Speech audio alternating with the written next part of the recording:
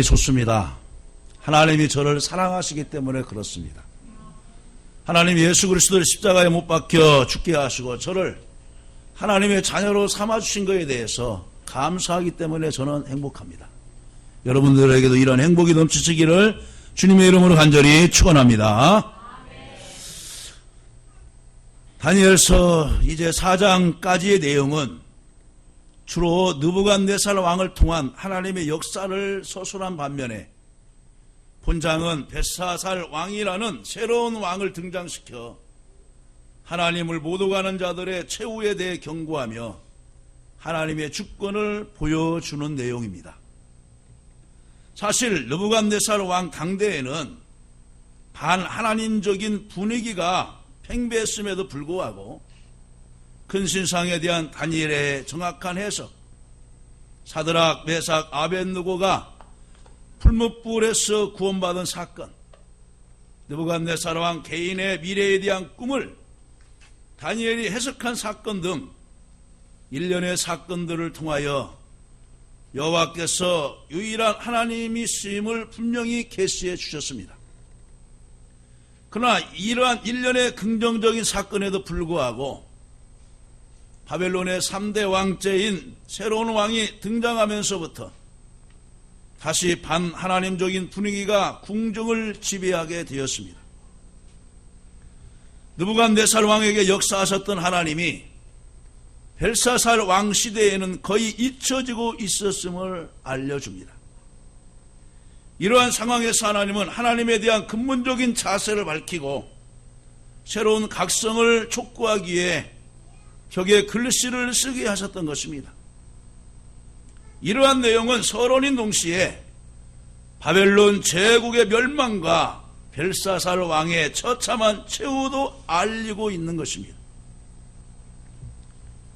바벨론 나라 느부갓네살의 아들 벨사살 왕이 5장 초반절에 보면은 1000명의 기인들과 더불어 큰 잔치를 배설하고 술을 마실 때 왕궁 촛대 맞은편 벽에서 사람도 없는데 팔도 없는데 손가락 하나만 나타나서 회벽에다가 글씨를 쓰고 사라지는 것입니다. 조금 전까지 흥겹고 즐기던 얼굴빛은 낯빛이 변하고 번민하고 두려워하면서 넓적다리 마디가 녹는 듯하고 두 무릎이 맞부딪히면서 와들와들 떨고 있었습니다. 왕은 즉시 바벨론의 박수, 점장이 박사들을 불러들여 읽고 해석하라고 합니다. 이것을 해석하면은 좋은 지위도 주고 또 나라의 셋째번 지리자로 총리로 삼을 것이다 라고 조건을 내세웠지만은 바벨론의 어떤 박수, 점장이 또 박사들도 해석할 수 없었습니다. 더욱 두려워하고 떨고 있을 때 황후가 다니엘을 소개하면서 그의 안에는 신들의 영이 거해서 남다른 총명과 지혜가 있으니 해석할 것이다 라고 조언을 합니다. 그리고 바벨론을 궁중으로 들여들여서 그 글을 읽고 단번에 해석을 해냅니다. 왕궁의 글씨는 이 시대 우리 모든 인생과 나라와 교회들에게 보여주신 하나님이 친히 쓰신 글씨인 것입니다. 또 인생 경고문이라고 할 수가 있습니다. 하나님이 친히 글씨 쓰신 때가 언제입니까? 호렙산에서 십계명을 이제 만드셨을 때 하나님이 직접 돌을 갈르셔서 거기다 친필로 친히 쓰셨어요. 그리고 이번에 또 회벽에다 쓰시고 신약시대에서는 예수님이 요한복음 8장에서 전장에서 가늠하다가 잡힌 여자를 많은 사람들이 돌로 치려 죽이려 할 때에 아무 말도 안 하시고 바로 글씨를 땅에 쓰십니다.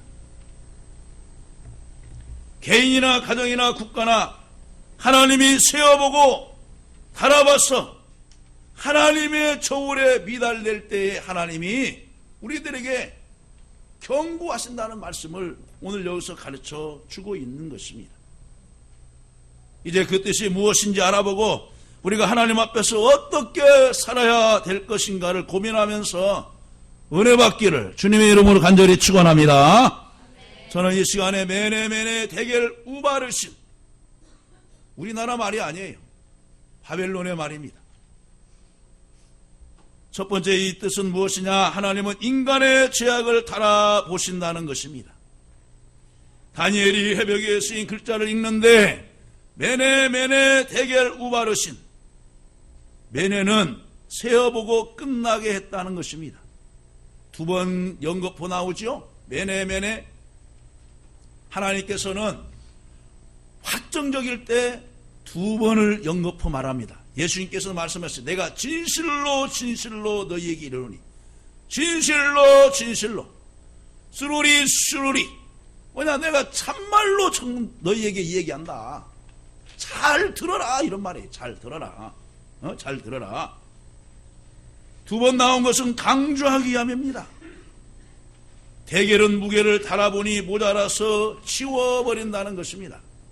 여러분, 우리들이 언제 무게를 달아봅니까? 바로 운동선수 할 때 권투 선수들, K1 선수들, 또한 이제 유도 선수들, 레슬링 선수들, 체급을 구분할 때 무게를 답니다. 거기에 조금만 미달돼도 몇 개월 운동에서도 나갈 수가 없습니다. 조그만 그 수치를 넘어서도 출전할 수가 없습니다. 그러므로 무게는 아주 중요한 것입니다. 그 다음에 우바르시는 뒤편에 이제 17절, 28절에 보면은, 이제 28절에 보면은 베레스라고 하는 그 뜻으로 나눠 있는데, 나라가 나뉘어서 다른 데로 넘어간다라고 하는 그런 뜻을 가지고 있습니다. 하나님 보시기에 보니까 이 벨사살 왕이, 이제 그 아버지 느부갓네살 왕이 교만하고 또 이제 그 신상에다가 절하도록 다니엘과 그 친구들을 이제 종용하고 협박을 하면서, 그렇지 않으면 너희들을 이제 풀무불에다 넣겠다고 하면서 막 교만을 부리고 한 것을 그 아들이 보아왔습니다. 그런데 죄악의 잔이 차고 넘치게 되면 하나님의 심판이 임하는데 깨닫지 못하는 것입니다. 여러분, 성경에서 어떤 분은 하나님 말씀대로 살다가 복을 받고 영생한 사람이 있고, 하나님 말씀을 떠나서 죄악에 살다가 나중에 영벌에 들어가고 성경에 정말로 부끄러운 이름이 기록된 인물도 있습니다. 아니, 성경에 기록되지 아니하여도 우리 주변에서 그런 사람들을 여러분들은 보지 않습니까? 그러면 그런 사람을 통하여서 우리가 배워야 되는 것입니다. 창세기 6장 13절에 하나님이 노아에게 이르시되 혈육 있는 자의 강포가 땅에 가득함으로 그 끝날이 내 앞에 이르렀으니 내가 그들을 땅과 함께 멸하리라고 말씀하신 후에 홍수로 심판을 하셨습니다. 하나님은 처음부터 바로 심판하지 않습니다. 경고를 줍니다. 여러분, 몸이 하루아침에 나빠지는 것이 아니에요. 경고가 와요.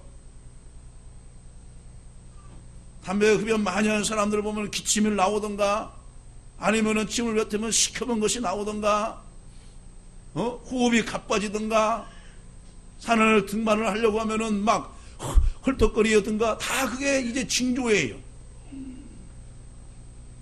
하나님은 이미 경고하고 이제 말씀을 합니다.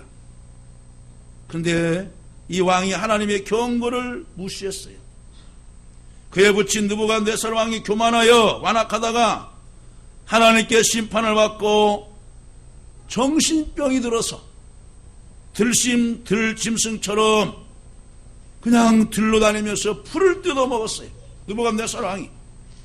그리고 비와 이슬을 맞으며 머리는 추렁추렁 내려지고 손톱과 발톱은 독수리 발톱처럼 누가 깎아주는 사람도 없고 또 자기가 깎을 때도 모르고 그렇게 살아왔습니다. 근데 나중에 그 느부갓네살 왕이 회개하고 돌아오면서 하나님을 찬양하죠. 만군의 신은 하나님밖에 없다. 하나님을 찬양하는 것 보고서도 정신을 차리지 못하고 벨사살 왕은 여전히 악을 행했던 것입니다. 우리가 성경 역대상을 읽어보면은 남유다 왕 가운데서도 북이스라엘 왕 가운데서도 할아버지가 죄를 범하여서 심판을 받게 되어 죽고 아버지가 그랬어도 그 손자 때에서도 또 그 길을 가고 있는 것입니다. 그래서 여로보암의 길로 갔더라, 행하였더라, 이런 말을 우리들은 많이 들었습니다. 잠언서 29장 1절에 보면 자주 책망을 받으면서도 목이 곧은 사람은 갑자기 패망을 당하고 피하지 못하리라 했습니다. 말씀으로 경고하고 물질이나 질병이나 사람을 통해서 징계와 채찍으로 경고해도 돌이키지 않으면 하나님이 어떻게 해요? 그 생명을 데려가 버리시는 거예요. 너는 이 세상에 더 이상 살 가치가 없구나. 너는 이 세상에 살아갈 존재가 없구나. 하나님이 생명을 데려가 버리시는 거예요. 두 번째는 뭐냐? 하나님께 영광을 돌리지 않고 우상을 찬양한 죄였습니다. 예루살렘 성전에서 가져온 거룩한 금은 기명에다가 술을 딸면서 마시면서 금은 동철 목석으로 만든 신상을 찬양하고 있었습니다. 하나님께는 영광을 돌리지 아니했습니다. 하나님께 영광을 돌리지 않고 자기가 영광을 받거나 우상이나 귀신에게 영광을 돌리는 것은 하나님 보시기에 무서운 죄악인 것입니다. 10계명 중에서 제1계명과 제2계명을 범하는 죄인 것입니다. 사도행전 12장에 보면 헤롯 왕이 자기가 신인인 척하고 하나님께 영광을 돌리지 아니하다가 하나님이 치신이 충이 먹어서 죽고 말았습니다. 교만은 패망의 선봉인 것입니다. 하나님의 참 신이 없는 것입니다. 우리는 혹시라도 하나님을 사랑한다 하면서도 이 벨사살 왕처럼 하나님께서 우리에게 주신 모든 은혜를 가지고 하나님을 찬양하고 하나님께 영광 돌리는 것이 아니라 그것으로 나의 모든 즐거움과 쾌락을 위해서 사용하고 있다고 한다면은 이것이 벨사살 왕이 예루살렘에서 가지고 온 금은 기명에다가 술을 따라서 마시고 흥겨워하는 것과 다를 바가 뭐가 있겠습니까? 하나님이 똑같이 주신 건강, 똑같이 주신 시간, 똑같이 주신 물질을 가지고 하나님의 영광을 위해서 하나님이 주셨는데, 세 번째는 벨사살 왕은 교만의 죄 때문에 하나님께서 심판하신 것입니다. 자, 20절을 봅니다. 그가 마음이 높아지며 뜻이 완악하여 교만을 행함으로 그의 왕위가 폐한바되며 그의 영광을 빼앗기고, 누구에 대해서 설명한 것입니까? 바로 자기 아버지인 느부갓네살 왕에 대해서 다니엘이 설명한 것입니다. 자기 부친이 교만하다가 큰 벌을 받는 것을 보고도 여전히 자기도 교만했던 것입니다. 하나님께 영광을 돌리지 않는 사람은 자연히 교만하게 되고 교만은 패망당하고 결국 버림을 받게 되는 것입니다.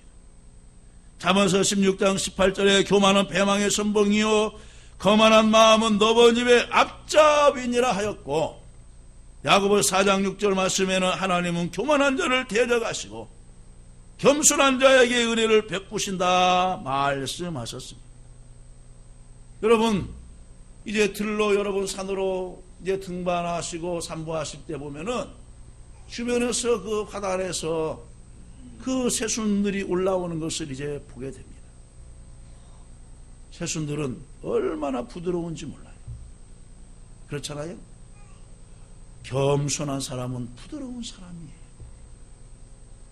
온갖 세파를 이기면서도 겸손한 거예요. 그 억센 주위에서도 몸을 불불 떨면서도 새 몸을 기다리면서 살아있게 나온 거예요. 우리가 이 세상을 살아갈 때 여러분 얼마나 몸이 부들부들 떨릴 일, 얼마나 걱정스럽고 두려워하면서 잠을 자지 못할 일들이 얼마나 많이 발생합니까? 이때마다 우리는 하나님 앞에 전능하신 손길 앞에서 겸손히 무릎 꿇고 하나님께서 나에게 향하신 뜻이 어디에 있는가 생각하는 자가 지혜로운 자요 하나님 보시기에 아름다운 자인 줄로 믿습니다. 로베르토 톨레바이라고 하는 독일의 고고학자는 1899년부터 약 18년간에 걸쳐서 역사에서 말하는 바벨론이라는 곳을 찾아가게 되었어요. 지금의 이라크 지역입니다.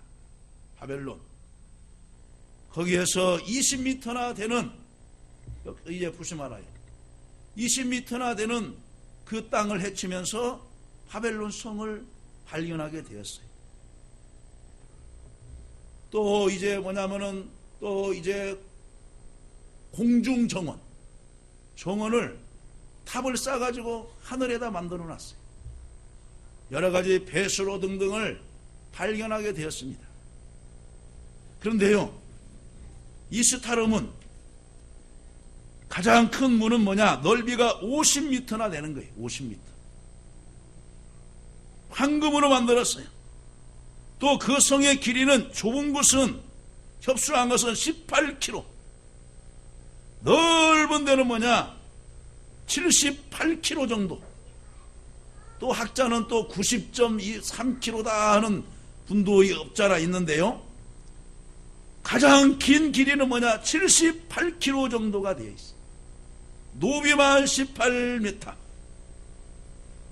4마리 마차 2대, 4마리 마차 2대가 양쪽으로 다닐 수 있어요. 2대, 저쪽에서 2대 다닐 수 있는 어마어마한 성을 지었습니다. 어떤 사람의 노동력으로요? 유대 예루살렘에서 포로로 끌려간 그 포로국의 백성들, 주변 여러 나라에서 기술자들을 데려다가 자기 나라를 부강하게 하기 위해서 그 느부갓네살 왕이 성을 어마어마하게 지었습니다. 성경의 느부갓네살 왕은 네부카드네자르 2세라고 불리는 실제적인 인물입니다. 당시 바벨론 인구는 18만 명이나 되었어요. 18만 명. 18만 명. 군산이 지금 26만 정도 되니까 그때 당시에 여러분 얼마나 많은 인구입니까? 예? 느부갓네살의 왕의 아버지 나부폴라사르 왕이며 흉금 22톤을 가지고 마르둑 신을 만들었어요. 그 마르둑 신 앞에서 다니엘과 사드락과 메삭 아벳느고가 바로 절하지 않겠다고 목숨을 걸고 고백을 한 거예요. 벨사살 왕이 할아버지 나부폴라사르 왕과 아버지였던 네부카드네자르 2세 느부갓네살 왕이 세운 나라를 통째로 물려받았으니 얼마나 교만합니까? 우리는 하나님으로부터 건강을 선물받았고 가정을 선물받았고 자식을 선물받았고 사업터를 선물받았고 다 받았어요. 그런데 하나님 앞에서 겸손하지 않는 거예요. 신명기 8장에 보면은 내가 내게 재물 없는 능을 주었다 그랬어요. 내가 지금의 부를 이룰 수 있는 것도 하나님이 재물 없는 능을 주셔서 물질을 보호한 것이고 하나님이 우리에게 건강을 주셨기 때문에 지금 이 자리에 나온 줄로 믿습니다. 우리는 겸손히 하나님 앞에 감사할 것밖에 없어요. 벨사살 왕이 하나님 앞에 감사할 것밖에 없어요. 그런데 그 배경이 그를 교만하게 만들었던 것입니다. 사순절을 보내면서 낮고 천한 인간의 몸을 입고 오신 예수님을 본받아서 하나님 앞에서 겸손하게 살아가시기를 주님의 이름으로 간절히 축원합니다. 두 번째로 하나님은 우리의 모든 선행도 달아보십니다. 하나님은 우리의 죄악을 돌아보실 뿐만 아니라 우리의 선한 행실도 달아보셔서 어느 분량에 차면은 축복을 주시던가 아니면 악이 가득 차면은 재앙을 내려주시는 것입니다. 사무엘상 2장 3절 말씀에 보면 여호와는 지식의 하나님이시라 행동을 달아보시느니라고 했습니다. 이것은 한나가 오랫동안 애타게 기도하여 아들 사무엘을 받은 후 지은시에서 말씀하신 것입니다. 한나가 열심히 브릿나에게 무시를 당하면서도 하나님의 성전을 찾아가서 아침에 찾아가고 점심때 찾아가고 또 저녁에도 찾아가면서 기도하니 그 기도의 분량이 하나님 앞에 닿은 거예요. 여러분들이 하나님 앞에 기도할 때 하나님이 천사를 보내서 대접에다가 그 기도를 하나님 앞으로 올려보내시는 줄로 믿습니다. 아직까지 여러분들의 기도가 응답이 없다면은 하나님이 원하시는 그 기도의 분량에 차지 않았기 때문에 그런 거예요. 문제는 우리에게 있는 것이지 하나님 앞에 있는 것이 아니에요. 하나님은 한 번도 실수하는 분이 아니십니다.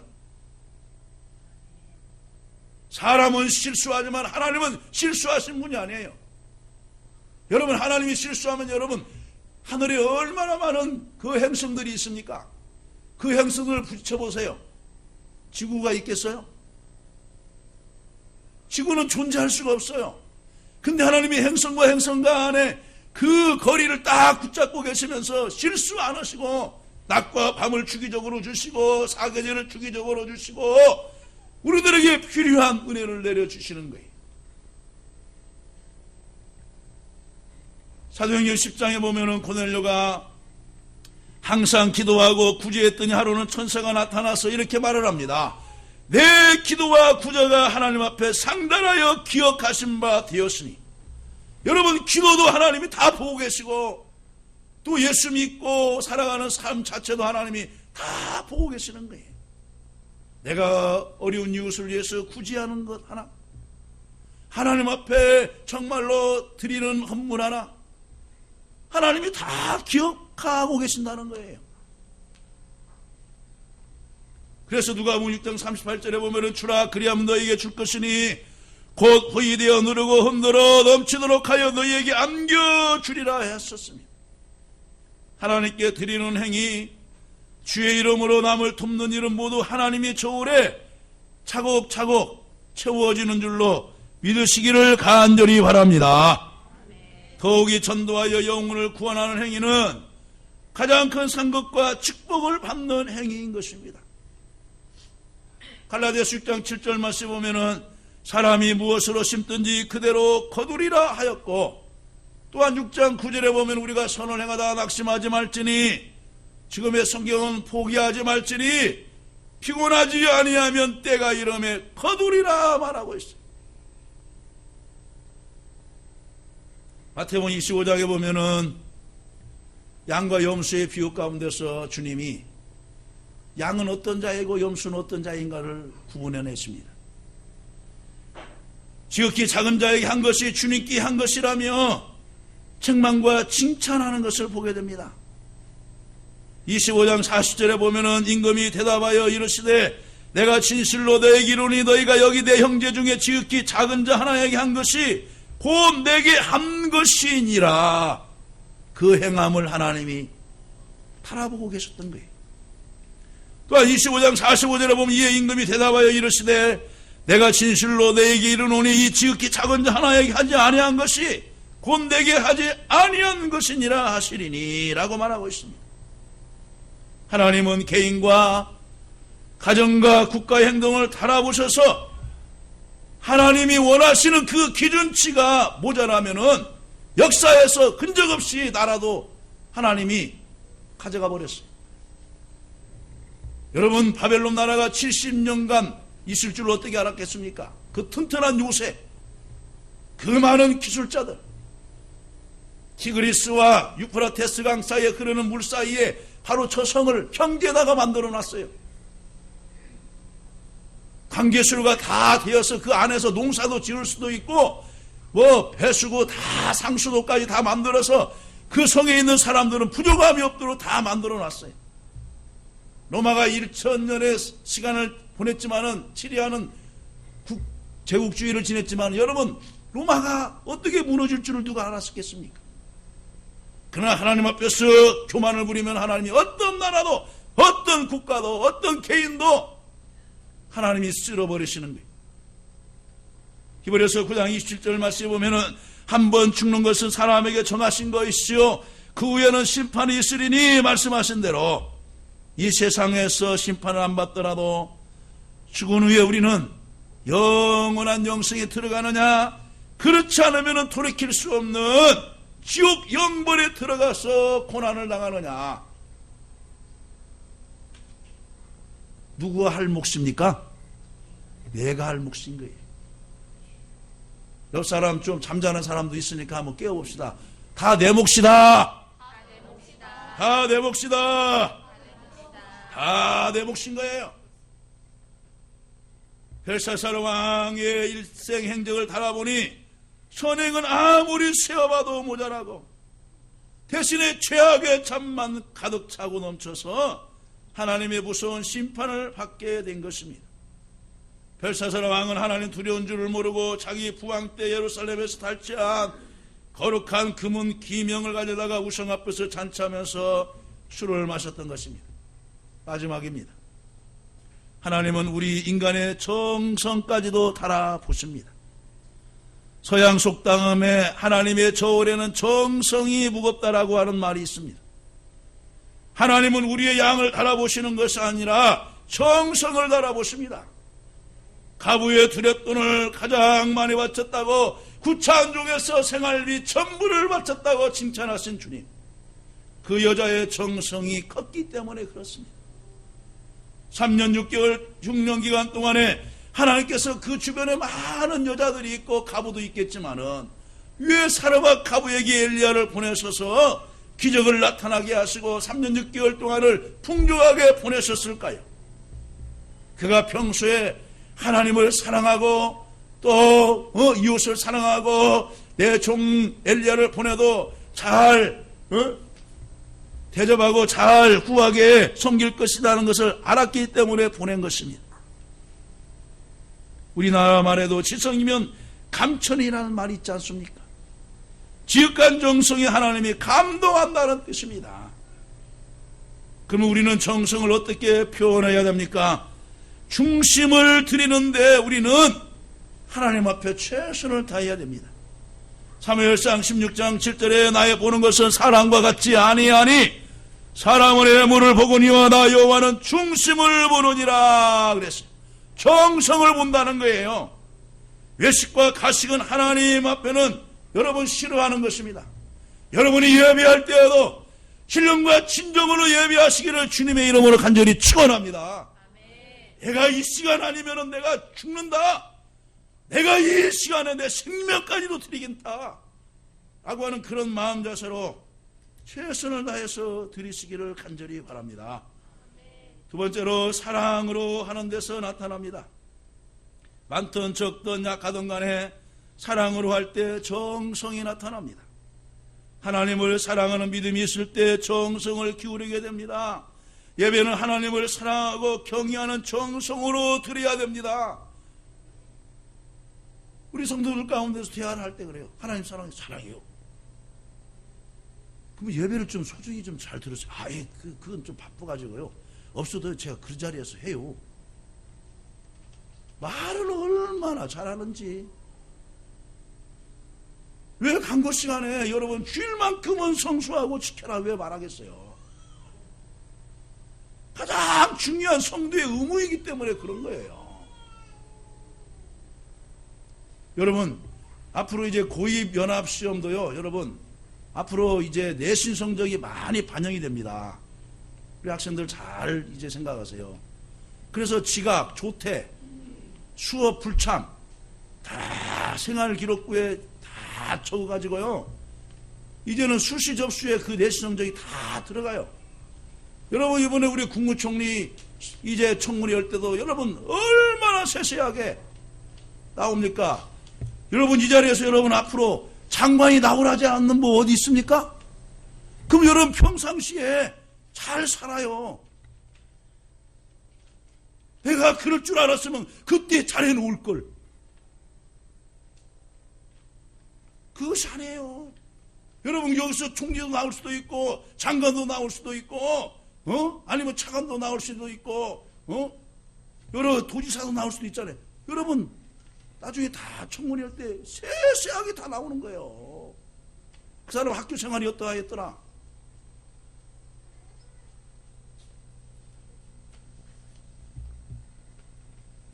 주일을 기다리면서 마음적으로 준비하고 드리는 예배를 하나님이 기뻐 받으실 줄로 믿습니다. 그 다음에 세 번째는 뭐냐? 최선을 다할 때 정성이 나타납니다. 신명기 6장 5절은 구약에서 가장 큰 구절이라고 하는데, 너는 마음을 다하고 성품을 다하여 힘을 다하여 내 하나님을 사랑하라 하신 말씀이 있습니다. 아브라함이 3일 길을 걸어서 이삭을 데리고 가서 모리아 산에서 번제를 바칠 때 하나님이 인정해 주셨어요. 정말 내가 나를 사랑하는구나. 3일 길을 걸어서 바로 그 모리아 산에 가서 이삭을 번제물로 드렸다니까요. 한번 지금 우리에게 주는 교훈이 뭡니까? 여러분, 3일 걸려서 하나님의 성전 찾아온 사람 있습니까? 3시간 걸려서 온 사람 있습니까? 30분 걸려서 온 사람 있어요? 충동이 군산의 가장 중심지이기 때문에 멀어나 가까우나 15분 정도면 다 와요. 제가 소령동에서 조천동까지 한번 돌아오는데 30분이면 온다니까요.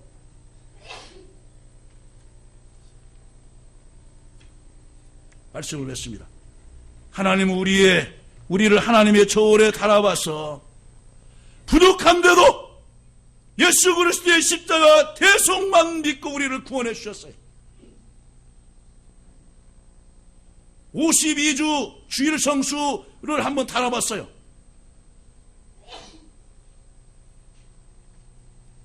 예배 시간을 한번 다 달아봤어요. 너무나 부족해요. 그런데 하나님이 은혜로 지금까지 살려주신 거예요.